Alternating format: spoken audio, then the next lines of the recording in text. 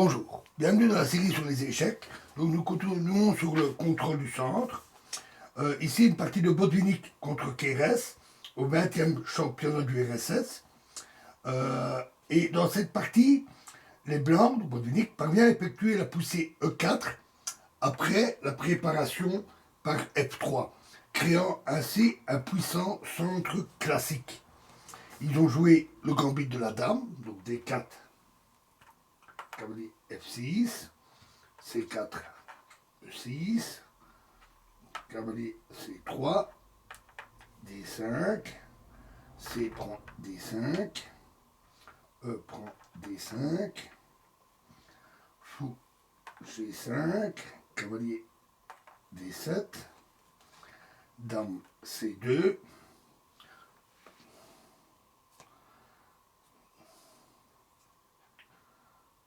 excusez-moi, j'ai fait une erreur. On va y revenir. Donc après D4, cavalier F6, C4, E6, cavalier C3, D5, C prend D5, E prend D5, fou G5, fou E7 d'abord, puis E3, roc, fou D3, cavalier D7, dame C2 et tour E8.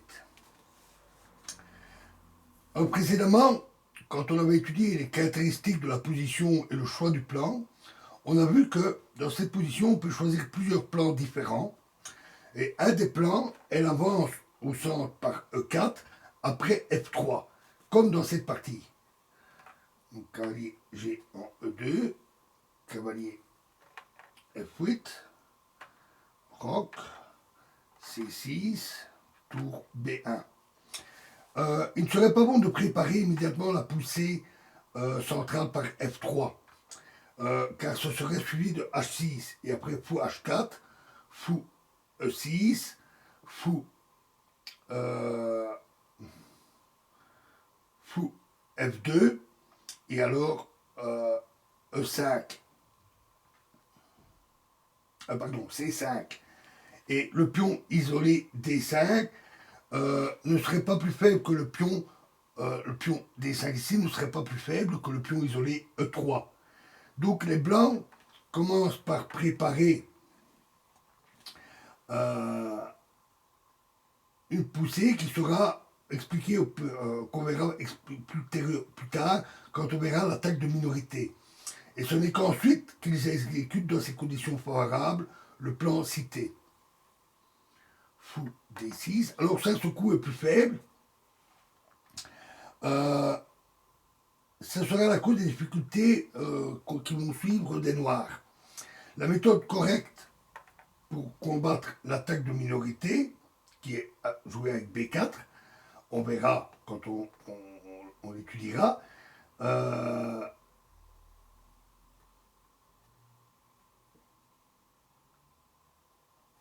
À ce moment-là, donc, il va y avoir une attaque par B4 et on verra comment on traite ça. Mais ici, après fou D6, les blancs n'ont pas de problème pour parer la menace fou prend H2 échec, qui est créé par ce coup. Simplement, roi H1, cavalier G6, et maintenant F3. Alors après B4, les noirs avaient l'intention de continuer par H6, fou prend F6, dame prend F6, afin d'obtenir du contre-jeu à l'aile roi. Donc ils ont joué F3, mais maintenant, H6, fou prend F6, dame prend F6, E4, conduit clairement à l'avantage des blancs. Un exemple d'un changement efficace du plan stratégique suite au coup faible des noirs. Fou E7 empêche temporairement l'avance F4. L'avance E4. Vu qu'à ce moment-là, on aurait D prend E4, F prend E4 et cavalier G4, qui serait un très bon coup. Et après, fou prend E7, dame prend E7, il y a les menaces, cavalier H3 et dame H4. Cavalier E3, pardon, et dame H4.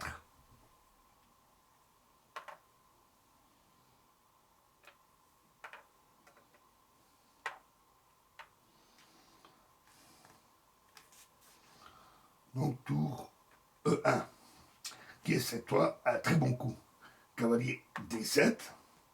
Alors cavalier H5 n'empêcherait pas non plus la pousser au centre. Après, fou prend E7, dame prend E7, G4, cavalier F6, c'est cavalier G3 et la poussée se fait quand même.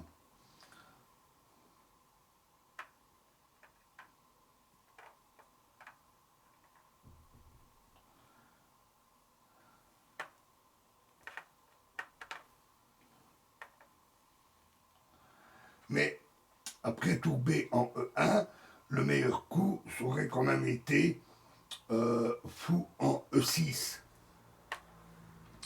Euh, par exemple sur E4, D prend E4, F prend E4, cavalier G4, fou C1 et fou.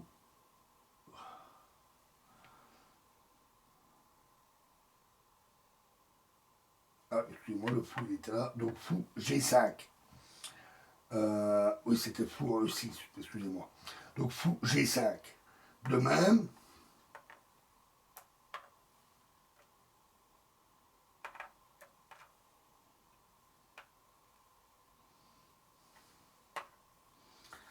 donc après tour B, E1, cavalier fou E6, sur cavalier G3, dame B6, cavalier F5, fou prend F5, fou prend F5, et tour D8.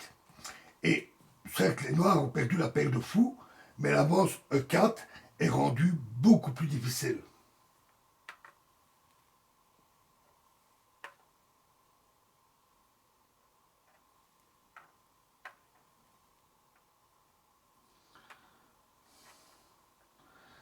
Donc, tour B1, cavalier D7, qui facilite un peu le jeu des blancs, en fait, qui vont permettre la poussée. Donc, fou prend E7, tour prend E7, excusez-moi, la dame est ici.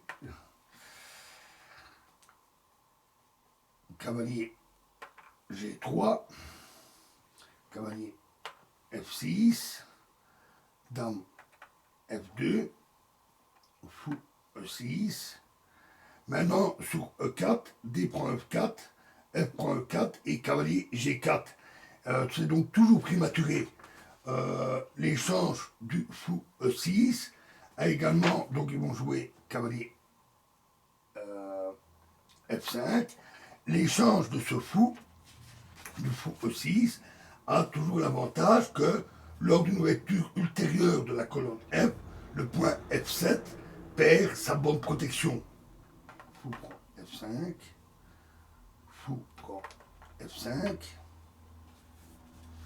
dame B6, E4, ça y est, voici la poussée, D prend E4, F prend E4, donc maintenant les blancs contrôlent le centre, tour D8, et E5, un très bon coup.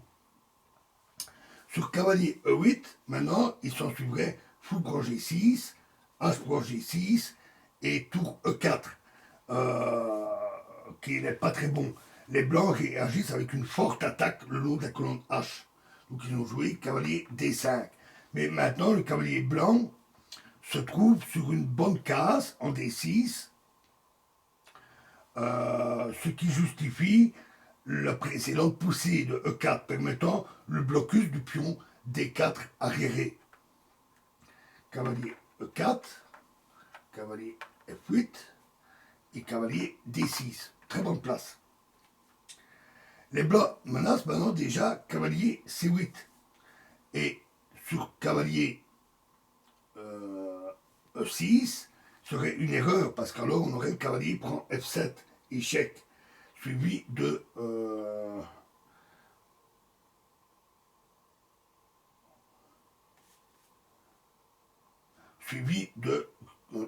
fou prend E6, prend le cavalier. De même, après tour C7, viendrait cavalier prend F7. Et si tour prend F7, c'est fou E6. La tour est clouée. Et sur roi prend E7, c'est fou E6, échec. Roi prend E6, dame F5, échec. Roi E7 et dame F7, échec et mat. Un mat très intéressant. Donc fou, donc dame C7,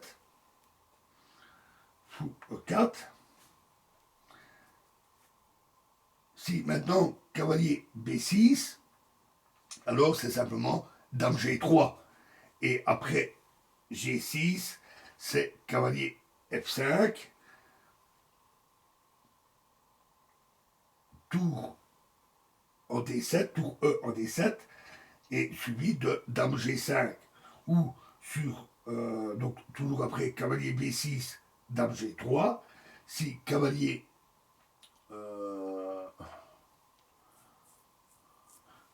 en E6, alors c'est tour E3 qui menace fou prend H7 échec, suivi de dame H4 et C échec, ainsi que d'ailleurs que la menace tour H3. Donc cavalier E6 et dame H4. À nouveau un très bon coup. Menace évidemment d'attaque sur le roc, donc G6, fou prend D5, C prend D5, tour C1, dame D7, tour C3, tour F8, sinon évidemment tour H3 D6. Maintenant les noirs pourraient répliquer par F5 tout simplement. Mais le manque de mobilité du roi noir permet quand même une rapide conclusion. Cavalier F5, si G prend F5, c'est tour G3 échec, suivi de dame F6. Les noirs seront mat en 3 coups. Tour F8. Donc maintenant les blancs renoncent au gain de la qualité et préfèrent poursuivre l'attaque. Cavalier H6 échec. Si roi H8, c'est dame F6 échec. Cavalier G7, suivi de cavalier prend F7 échec. Donc roi F8, dame F6, cavalier G7, tour F3, tour C8. Les blancs menaçaient encore d'un mat en 3 coups par dame prend F7. Donc cavalier prend F7, tour E6, dame G5, cavalier F5, cavalier H6, dame G7 et G4. Et là, les noirs ont abandonné.